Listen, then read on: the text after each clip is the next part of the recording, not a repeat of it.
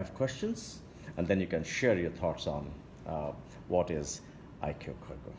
So, Well, if it's okay, then the cargo IQ. yeah. Not IQ cargo, No, but cargo cargo IQ. IQ. Yeah, sorry. No, Sorry that's for that. okay. Yeah. We're live. Yeah, we're live. Morning, ladies and gentlemen. Again, we are the second interview of the day with Ariaen Zimmerman. Is this right? That is correct. Cargo IQ is the executive director, and we'll be talking to him live and exclusive on Cargonewswire. Here itself from Toronto Convention Center, Metro Convention Center. So here we go. Ariaen, how are you today? Well, thank you for asking. I'm a bit tired, but I'm happy talking with people like yourself. Thank you very much. Really, it's we are honored that we are talking to you to know about what is Cargo IQ all about and what are the present trends. Okay, two questions there. Cargo IQ, we are about performance management for the air cargo industry from a complete industry point of view, not just an airline or a forwarder. So for us, being an independent section within IATA's world, having memberships from forwarding side, carrier side, ground handler side, for us it's about three things: planning, executing, and learning about cargo movements. It's a challenging times, is it not? No, yes. I'd like to say. We say no and yes, perhaps. Well, the thing is, it's not more challenging than most of the times. And I think that by the times that we think times are not challenging, that's when we are in dire need to look a bit closer. No, you're right. Things are changing, and I think the changes are what make us feel somewhat uneasy because we're going into territory that's new for us. There is more data, and all that data obscures a lot of information, and still we do feel we need to do a lot with that, and simultaneously at the same time, more or less, we are confronted with operational performance that is still in the old systems, old way of working. So at a time where we go online and we know immediately where our next Uber is at the moment we order it and when it will be arriving at where we're standing, it is still very hard for us as a carrier forward the world to tell people where their shipments are. And I think that it's very hard for us to communicate to the public why that is. And if we can't, maybe we should change that. And this is probably where the challenge lies, because I think that we've come to the level that we no longer have an excuse from a technology point of view. Exactly. And we need to start moving into that. I was coming to that. I mean, you shared the word technology, and this particular word has, I've been hearing since yesterday, and technology has been playing a very good role when we talk about cargo on all sides, multimodal transport and everything. We find that technology is really changing the world. How would you have to say about this? Because e-commerce is coming up in a big way, and when we talk about that e-commerce and technology again further, everybody wants everything faster. Yeah. That's clear. Everybody wants everything faster. Everybody wants everything now. Actually, no, exactly. And then once they have it, they find out they want something else. But, yeah. The thing is, have to be articulated a difference between what is a need for the market or what is a demand. Meaning, a demand becomes something that we're willing to pay for as an industry, that we're willing to take the costs for and make the investments. To a large extent, our industry is always faced in cycles of overcapacity or undercapacity. In times of overcapacity, we don't have money to spend on systems. In time of undercapacity, we feel no need. And it's that balance, of course, when we say, okay, we all want it quicker, but wanting it quicker means, okay, now we define a product. And in that product definition, we clearly indicate when the product will be a success, within what window of time it needs to be operated.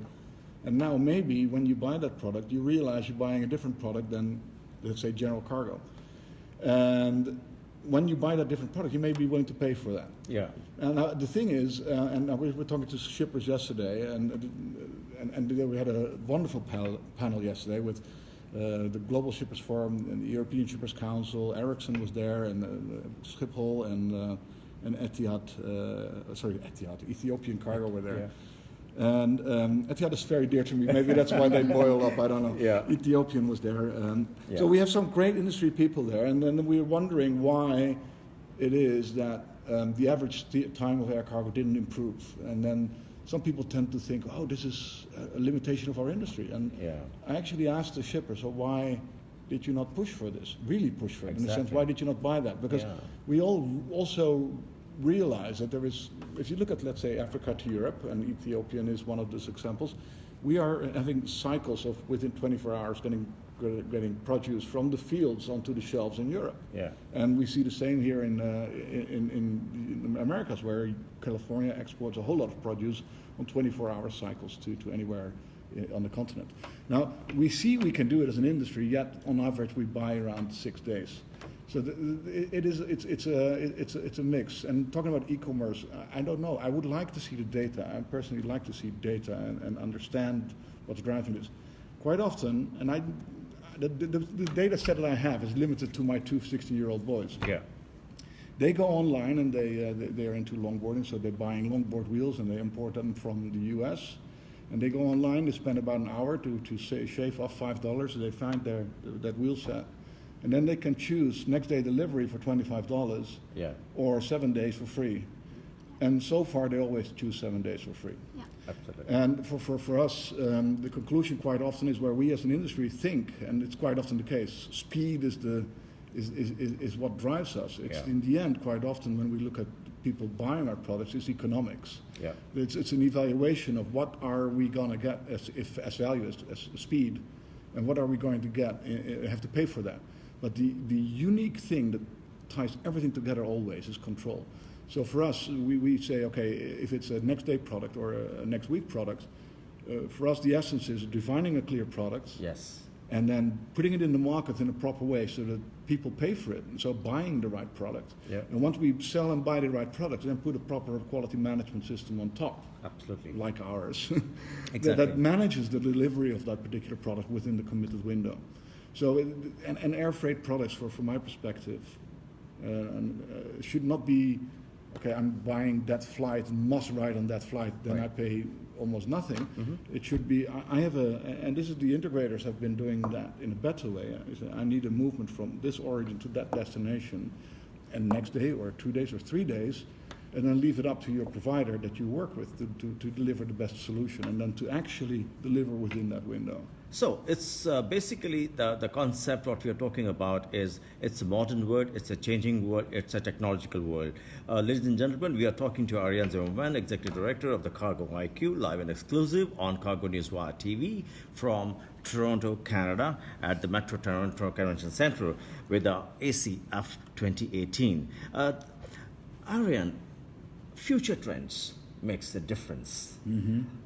How do you see the future? Well, I find that question very tricky. But if I would really be able to give you an answer that would be valid, I would probably be not sitting here but doing something else. The trends of the future, I don't know. I look at current day trends, and I think some of them are going to continue, and that is a continuous increasing connectivity between data sources. Yes. And we will learn more on how to deal with that. The essence is that we will have to fly goods, and we will not take much time out of the flight sectors. We will not take much time out of the way from, let's say, shipper to airport, because there is things happening there. Shipments need to be made ready for flight.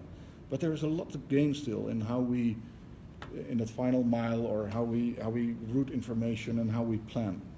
So for me, it's getting data together and turning that into information, getting more reliable planning.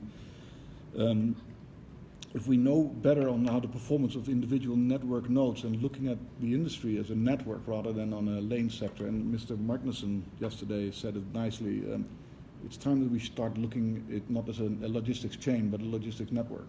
Fabulous. Yes, that is more important. Networking is more important. Yes. Exactly. So if we are better aware of what the options are to route cargo and to treat the network as such, we can also better utilize it, driving down not just financial costs, but also for us, I think the utilization of this network to the max is important, because we are pushing what we can do. We cannot grow airports indefinitely. We cannot grow the amount of airplanes we fly through the sky. So within that, what we're doing, we are obliged to do it as efficiently as possible. And for that, I think these approaches where we We route dynamically, we put the cargo, even maybe split them up, I don't know, but always under a high level of control in the most reliable way, and then meet the actual needs of the customer. Quite often customers we see, they push for high speed cargo, let's say next day deliveries, and then they wait for 2 or 3 days on final destination before they pick it up. Yeah. And then if you look into what drives that behavior, initially one would say, oh, that's stupid. Why would you buy next day delivery and then leave it at destination airport for 2 or 3 days? The way we explain it is that it takes a lot of the risk out. So people order air cargo because they need a reliable product, and they want it there, let's say next week Friday, because that's when the plant shuts down if they don't have that particular pod. And then they feel there's a high risk ordering it for Thursday, because if the flight gets delayed or it's late, then what will you do? You can't have your factory shut down, so you order it for Monday. Yeah, exactly. But once it's at destination airport, there's no need to collect it next day. Actually, better off collecting it on Thursday. Now, if we can get to our products to a level of reliability that our customers are not just buying next day products and pushing us for speed, but buying the right product, it gives more flexibility to us, so we can better use our infrastructure, we better fill our aircraft, better spread the burden, so to say. Maybe a more efficient product means a more economical product for our customers. And in the end, I think if we can reduce the cost and get some more economics out of that and spread the money that frees up between all of the parties, maybe all of us make a bit more money in the end. So my last question to you, Ariaen, would be quickly on how would you define, we say networking, we say speed, we say technology, we say proper infrastructure, we see everything in a very concise word of today's cargo world. Now, could you please define very quickly as to what are the key notes, maybe you can say about 4 words or 5 words, which is the required now these days? Is it networking? Is it speed? Is it technology? Is it? All of the above. All of the above. Thank you very much, Ariaen, for your time. Really, we know that we are tired, and you have been flying from Bangkok all the way to Switzerland and back to Canada. I wanted to have this interview, so that's why I'm here. Thank you very much, really, for your time. Thank you. Thank you. Thank you.